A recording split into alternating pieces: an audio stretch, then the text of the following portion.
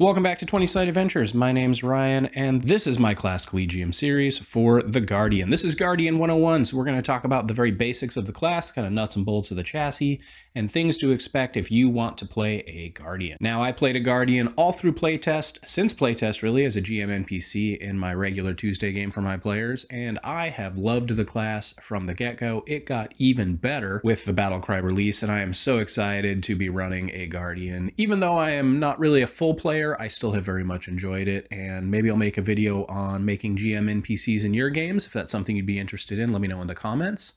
As always, a like and a subscribe is much appreciated to help grow the channel here. Also, share this with your friends. If you have someone thinking about playing a Guardian, send this on over to them. Would very much appreciate that. With no further ado, let's get into Guardian 101.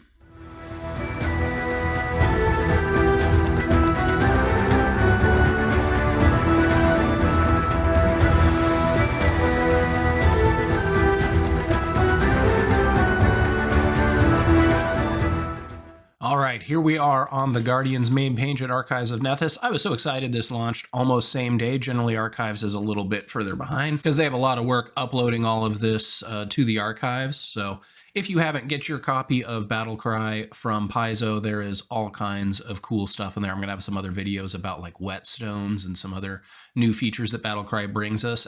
But everything rules related is available on the Archives of Nethys for free, so support them as best you can, because this is what makes getting into Pathfinder so easy. So let's start from the beginning. What is the Guardian? The Guardian is a defensive-focused player character option in Pathfinder 2nd Edition. Your job as a Guardian is to take hits and essentially be the tank for the party if you're familiar with MMOs. So you're going to be very defensive-focused, primarily using heavy armors and shields. You're not going to be very dex-heavy. And your job is going to be getting punished so the rest of your party can dish out the damage. Now, while that seems the classical thought, you might find some surprises here in the Guardian class because you are also a pretty lethal character as well as being pretty defensive. You can see this right off the bat that your key attribute is strength and not constitution, which might have been kind of the default thought on this, as if you're going to be the tank and you're going to be taking a lot of damage. Well, clearly con's going to be the primary stat because you're getting punished. But no, you are still a warrior that has just been focused on using your armor and your shield to the best of your advantage. You also come with 12 hit points per level up. So you're going to have just more hit points out the gate without that con modifier than a lot of other fighting classes. So that is pretty cool. There's some stuff about role-playing the Guardian and how to play it from Paizo, which I always appreciate if you're trying to get some inspirational ideas on what to be doing with your class. We get down here to the saves. We're pretty standard for a high-end frontline fighter. You're going to expert in 2, trained in Reflex. That makes sense. You're going to be in bulky armor. Reflex will be your Achilles heel for a lot of things going forward with this class. You come trained in Athletics. Makes sense. You're a frontline fighter. And you're going to get 3+ int mod towards other classes to start with. So not terrible. You become trained in all weapons and you are trained in all armor out the gate. So that's pretty straightforward. Level 1, you're going to get some interesting stuff here. We're just going to scroll right down past all the basics. So you come with shield block. So that's a free feat. That's pretty good. Fighter gets it, some other classes get it, but you are just right out the gate able to use that shield. You are also going to get the special Taunt action. Now, Taunt is kind of the bread and butter of your class. This is how you're going to make sure things want to hit you, and if they don't, they will be punished for it. So with an attention-grabbing gesture, oh, and I do want to point this out, you have the Concentrate trait on the Taunt, so you can't be fascinated. You can't be raging. You can't have any other effects that are going to impact concentration. This is going to be like casting a spell in a lot of regards for you. So do keep that in mind when selecting other activities. Taunt gains the auditory trait, visual trait, or both, depending on how you draw the target's attention. So this is cool. You get to kind of decide how your taunt works. Are you giving them the finger from your gauntlet on your sword? Are you shouting at them? Are you banging stuff around? Are you insulting them? Just the little flavor that Paizo gives with this stuff always amuses me. Now here's something fun. Even mindless creatures are drawn to your taunt. So if it is a mindless undead, you can still taunt it. Choose an enemy within 30 feet to be your taunted enemy. If your taunted enemy takes a hostile action that includes at least one of your allies, but does not include you, they take a -1 penalty to their attack rolls, DCs for that action, and they also become off guard until the start of your next turn. Now, you'll notice it says hostile action. So what is a hostile action? That is something you'll kind of have to determine with your table. you know, there might be certain activities that aren't necessarily hostile, but aren't necessarily friendly. So work that out with your GM and just kind of get a base idea if there's some things you think are maybe on the border of that, and you want to just have that conversation, maybe that session 0 kind of time frame on how Taunt's going to work at that Game Master's table. And if you're a Game Master and you know someone's coming in as a Guardian, keep that in mind. What is hostile? Don't have these arguments mid-fight. It's lame. Enemy remains Taunt till the end of next turn. You can only have one Taunt in effect at a time. So while it is a single action, using it multiple times won't be of much benefit because only one creature can remain taunted at a time. So here's another interesting one, Ever Ready. You always gain a reaction whenever you roll initiative. So now this is a rule that doesn't get played a lot, I find, at the table, but you technically don't have your reactions until your turn starts. The Guardian, however, doesn't apply. They have their reactions from the start of combat ready to defend their allies. Now, the caveat is it has to be Guardian reactions. If you get reactions from general skills, archetypes, or some other methods, maybe equipment, you cannot use those. Only the things from the Guardian class can be used for this reaction. And right out the gate, you're going to get your first reaction, Intercept Attack. No other traits other than this is for the Guardian, so it qualifies for their always have reactions available. An ally has to be within 10 feet of you and takes physical damage. So now this is important. It can't be they're tripped. It can't be they're hit by a magic spell. It has to be physical damage, and you fling yourself in way of the oncoming harm to protect an ally. You can step, but you must end your movement adjacent to the triggering ally. So you have to be adjacent to the triggering ally at the end of this. You take the damage instead of the triggering ally. Apply your own immunities, weaknesses, and resistance to the damage, not the allies. Special, you can extend this ability to an ally within 15 feet of you if the damage comes from your taunted enemy. If the ally is farther than you can step to reach, you can stride instead of stepping. You still must end the movement adjacent to your ally. So, some things to consider with that.